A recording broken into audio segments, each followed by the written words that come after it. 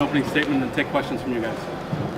You know, it was a game that was a tale of two halves, and the first half neither team could get a stop, and then in the second half the game slowed down, and I thought that worked to their advantage, and I didn't think we played fast enough,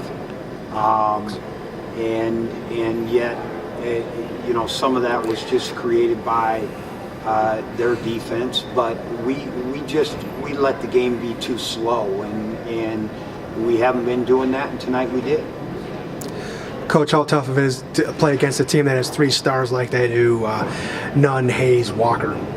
Yeah, I mean, it's hard. I mean, it's, you know, again, you know they're going to get theirs. What you got to do is worry about what you're doing, and when it came back to it, Jesus, I was out there having fun. When it came back to it, you know, we let Neely hurt us, and again, the other guys kind of, you know, Hayes, after he having a great first half, we did a better job on him, and really Martez, I think, only had 5 in the second half. So, you know, the game came down to we didn't score. That's what it came down to. We had to keep scoring, and we didn't. And we had some opportunities at the rim that don't go in, and Brock made a couple good blocks, and he made blocks that they actually saved the ball. And so, you know, again, it was a high-level game, and we can learn some things from it. Down the stretch, one player in particular, Tarkus Ferguson, going for the loose ball with about 40 seconds left, where the shot clock was winding down. So did you tell him to, I don't know if you told him to foul, but what was the situation with that? No, you know what, he was just going for the ball, and the shot clock's going down. You know it's a loose ball, and they call a foul on it. Again, to me, that's a loose ball, and everybody's got a right to it. But I'm sure on the tape I'll see that we probably fouled him. And no, he wasn't trying to foul him. He was trying to go get the ball. And with Marcus Otte, obviously got in foul trouble down the stretch. But what kind of impact has a guy like D. Brown made on his game offensively? Well, he's helped all those guards. And you know, it's the good and the bad of when Tark was hurt. Marcus really had to grow up as a guard for us, and it gave him a lot of confidence during that stretch. And now with Tark back, it allows us to do some things. And I think, but there's no question, you know, I think those guys keep growing up. And you know, the difference between Marcus and Nunn is Nunn's a senior, and Marcus is a sophomore. And you know, I think that's eventually what Marcus can be. 5 of 18 from 3 tonight for your guys. I mean, how much of that do you think was the shots just not going in versus them maybe disrupting your guys? Well, we had some wide open looks there, especially in the first half, and they just don't go in. I thought Dominique had good looks on every one of his threes, and they just didn't go in. So, you know, that's part of it, and yet we're not going to live and die by the threes. So that we ended up taking 18 of them, and you know, that isn't. I don't worry as much about that. You know, they went zone, and really we scored best when they went zone.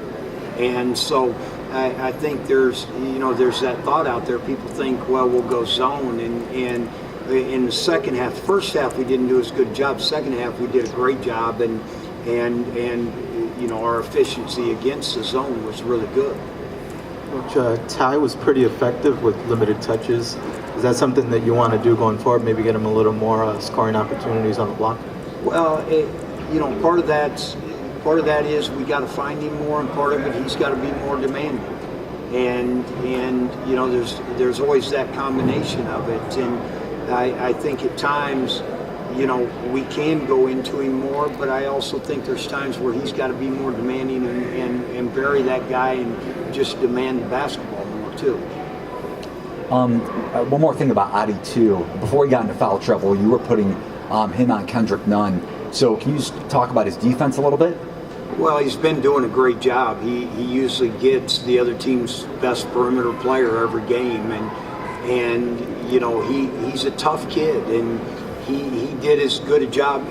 You know, again, when a guy jumps up and shoots it and doesn't even hesitate, and it goes in, somebody can say, well, defensively you should have done something different. Marcus was right there on him every time. That's who Nunn is. That's what he does, and so. Again, that's where, you know, as a coach, you go into the game knowing it's not like tonight's the first night he got 32. He's going to get his shots, okay?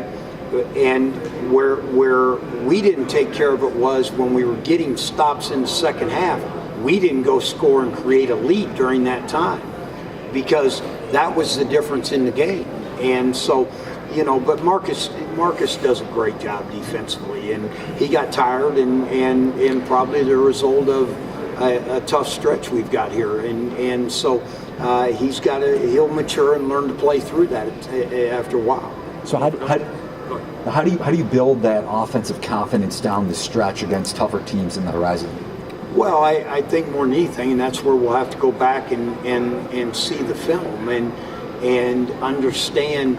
I know I'm going to see a couple guys wide open for threes that we didn't kick it, and again, the way we drive it, you know, there's always going to be somebody open, and when the drive doesn't go in, you go, well, he should have kicked it. Well, you can't play it that way, and you know, Marcus had one in the second half. He went in and was right at the rim, and it rolled in and out on him. Those are good plays, and so. I'm going to bet that's what I'll see at the end. We just didn't kick it as much as we should have. Anything else for Coach? Thanks for bringing up a couple of guys.